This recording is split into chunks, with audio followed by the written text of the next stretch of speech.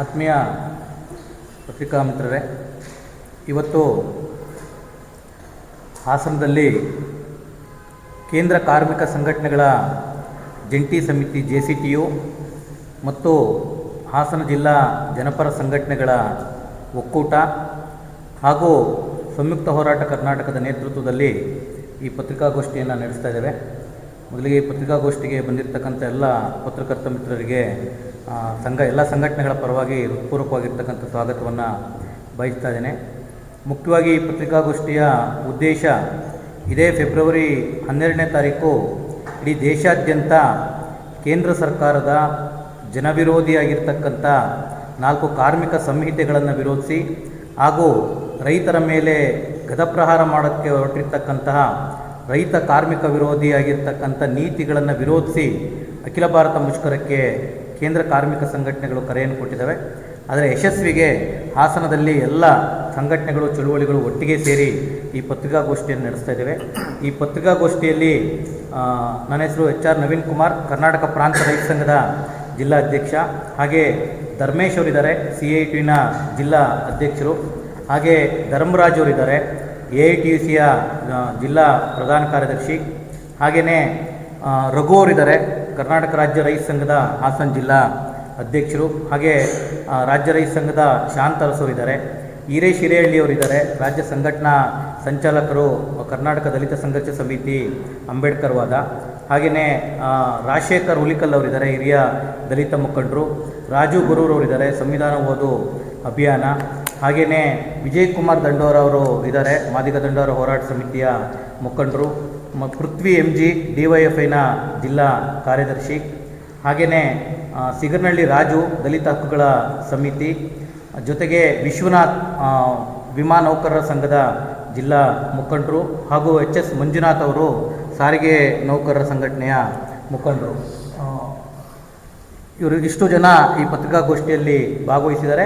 ಈ ಪತ್ರಿಕಾಗೋಷ್ಠಿಯ ಪ್ರಮುಖ ಉದ್ದೇಶಗಳ ಕುರಿತು ಮೊದಲಿಗೆ ಧರ್ಮೇಶ್ ಅವರು ಮಾತಾಡ್ತಾರೆ. ಬದುಕನ್ನು ಕಟ್ಟಿಕೊಡ್ತಕ್ಕಂಥ ಬಹುಮೂಲ ಉತ್ಪಾದನೆಯ ಕೇಂದ್ರವಾದಂಥ ಭೂಮಿ ಅಭಿವೃದ್ಧಿ ಸಂಕೇತವಾಗಿತ್ತು. ಯಾಕೆ ಅಂತಂದರೆ ಅದು ಎಲ್ಲರಿಗೂ ಬದುಕನ್ನು ಕಟ್ಟಿಕೊಡುತ್ತೆ, ತಲಾದಾಯವನ್ನು ಹೆಚ್ಚು ಮಾಡ್ತಕ್ಕಂಥದ್ದು ಪ್ರೂನು ಕೂಡ ಆಗಿತ್ತು.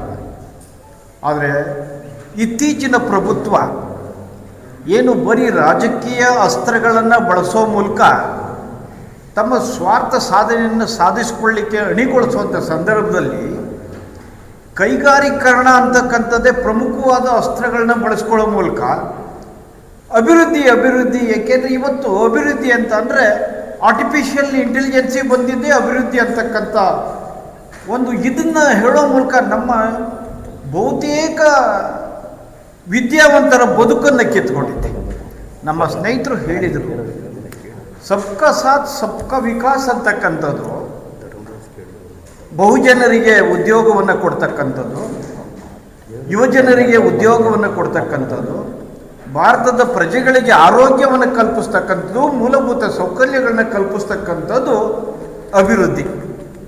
ಆದರೆ ಇವತ್ತು ನಮ್ಮ ಪ್ರಭುತ್ವ ಅಂತಕ್ಕಂಥದ್ದು ಬಂಡವಾಳಶಾಹಿಗಳನ್ನು ದ್ವಿಗುಣಗೊಳಿಸ್ತಕ್ಕಂಥವ್ರ ಆದಾಯವನ್ನು ಅಭಿವೃದ್ಧಿ ಅಂತ ತಿಳ್ಕೊಂಡಿದೆ. ಈ ನಿಟ್ಟಿನಲ್ಲಿ ಸಮಸ್ತ ಹಾಸನ ಜಿಲ್ಲೆಯ ಎಲ್ಲ ಸಮಸ್ಯೆಗಳನ್ನು ಒಳಗೊಂಡ ಹಾಗೆ, ಏಕೆಂದರೆ ಜ್ವಲಂತ ಸಮಸ್ಯೆ ಹಾಸನದಲ್ಲಿದೆ.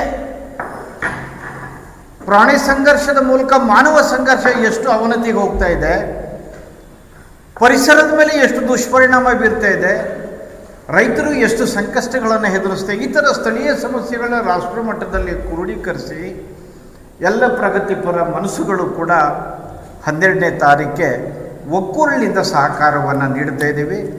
ನಾವು ಎಲ್ಲ ಜನಸಾಮಾನ್ಯರಲ್ಲೂ ಕೂಡ ನಾವು ವಿನಂತಿಸ್ಕೊಳ್ತಾ ಇದ್ದೀವಿ, ಸ್ವಯಂಯುತವಾಗಿ ಎಲ್ಲರೂ ಕೂಡ ಬಂದ ಈ ಹೋರಾಟಕ್ಕೆ ಬೆಂಬಲಿಸಬೇಕು ಅಂತ ಪತ್ರಿಕಾ ಮಾಧ್ಯಮದ ಮೂಲಕ ನಾವು ವಿನಂತಿಸ್ಕೊಳ್ತೀವಿ. ಧನ್ಯವಾದಗಳು. ಸಾಲದ ಬಜೆಟನ್ನು ಇವತ್ತು ಕೇಂದ್ರ ಸರ್ಕಾರ ಮಂಡನೆ ಮಾಡಿದೆ. ಲಕ್ಷಾಂತರ ಕೋಟಿ ಸಾಲವನ್ನು ಸರ್ಕಾರ ತಗೊಳ್ತಾ ಇದೆ. ಅದರ ಬದಲಿಗೆ ರೈತರಿಗೆ ಬೆಂಬಲ ಬೆಲೆ ಕೊಡ್ತಕ್ಕಂಥಾಗಲಿ, ಕಾರ್ಮಿಕರ ವೇತನವನ್ನು ಹೆಚ್ಚಳ ಮಾಡ್ತಕ್ಕಂಥಾಗಲಿ, ವಿದ್ಯಾರ್ಥಿ ಜನರ ಬೇಡಿಕೆಗಳನ್ನ ಈಡೇರಿಸ್ತಕ್ಕಂಥ ಯಾವ ಪ್ರಸ್ತಾಪಗಳು ಕೂಡ ಬಜೆಟ್ನಲ್ಲಿ ಕಾಣಿಸ್ತಾ ಇಲ್ಲ.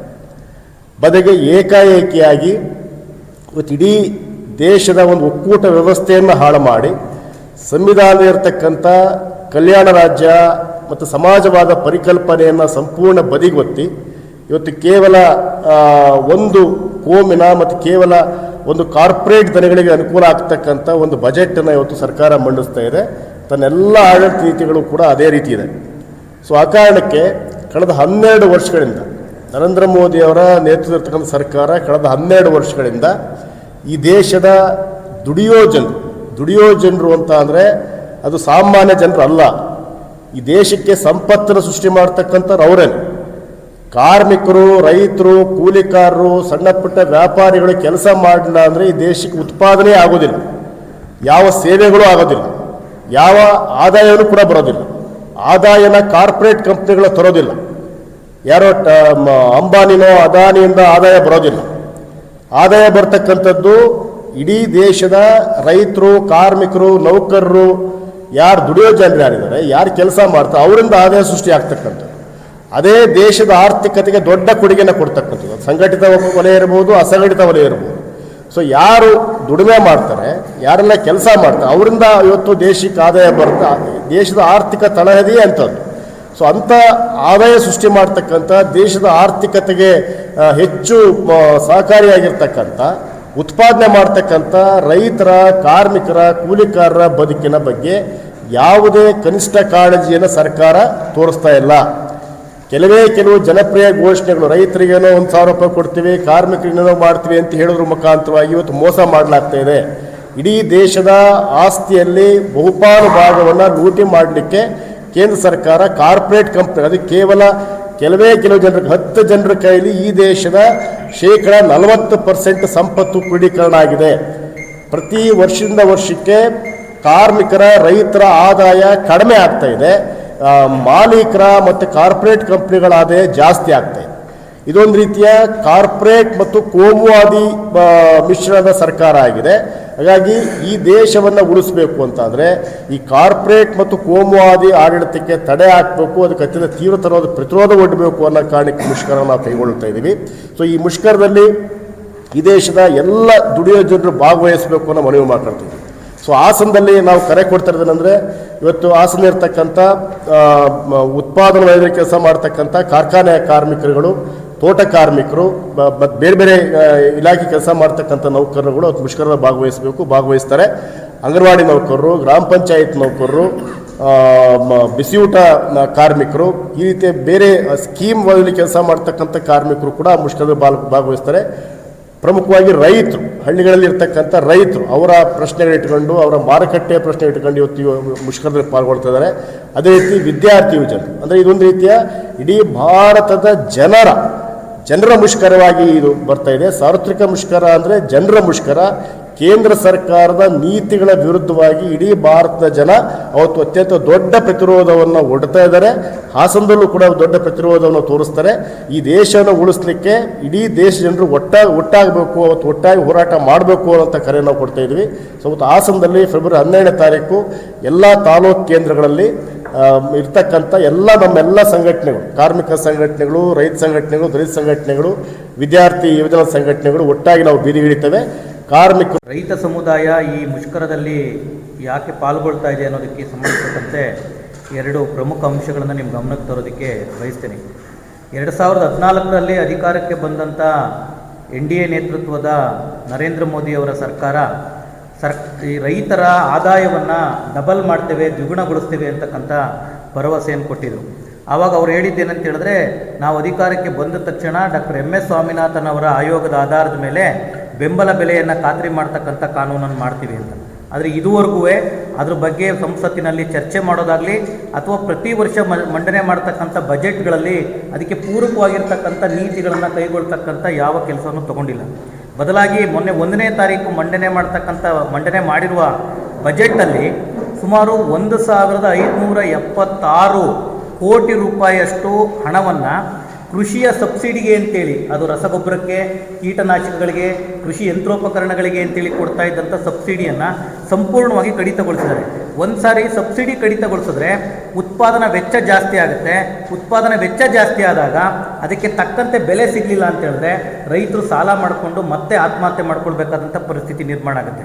ಇದು ಎಲ್ಲ ಬೆಳೆಯನ್ನು ಬೆಳೀತಾ ಇರತಕ್ಕಂಥ ಈ ದೇಶದ ರೈತರು ಅತ್ಯಂತ ಸಂಕಷ್ಟಕ್ಕೊಳಗಾಗ್ತಾ ಇದ್ದಾರೆ. ಹಾಗಾಗಿ ಮತ್ತು ಅದ್ರ ಜೊತೆಗೆ ಕರ್ನಾಟಕದಲ್ಲಿರ್ತಕ್ಕಂಥ ಕಾಂಗ್ರೆಸ್ ಸರ್ಕಾರ ಈ ಹಿಂದೆ ಕೇಂದ್ರ ಸರ್ಕಾರ ತಂದಿದ್ದಂಥ ಕೆಲವು ಕಾನೂನುಗಳನ್ನು ಇಂಡೈರೆಕ್ಟಾಗಿ ರಾಜ್ಯ ಸರ್ಕಾರ ಜಾರಿಗೆ ತರೋಕೊಟ್ಟಿದೆ. ಈಗ ವಿದ್ಯುತ್ ಖಾಸಗೀಕರಣ ಮಸೂದೆ ಮೂಲಕ ಎಲ್ಲ ಪಂಪ್ಸೆಟ್ ಬಳಕೆದಾರರಿಗೆ ಇದುವರೆಗೂ ಕೊಡ್ತಾ ಇದ್ದಂಥ ಉಚಿತ ವಿದ್ಯುತ್ತನ್ನು ನಿಲ್ಲಿಸಿ ಇನ್ನು ಮುಂದೆ ಸ್ಮಾರ್ಟ್ ಡಿಜಿಟಲ್ ಮೀಟರ್ಗಳನ್ನು ಅಳವಡಿಸ್ತಕ್ಕಂಥ, ಆ ಮೂಲಕ ಅವರ ಹತ್ರ ಶುಲ್ಕವನ್ನು ವಸೂಲಿ ಮಾಡ್ತಕ್ಕಂಥ ಕೆಲಸಕ್ಕೆ ಕೈ ಹಾಕಿದೆ.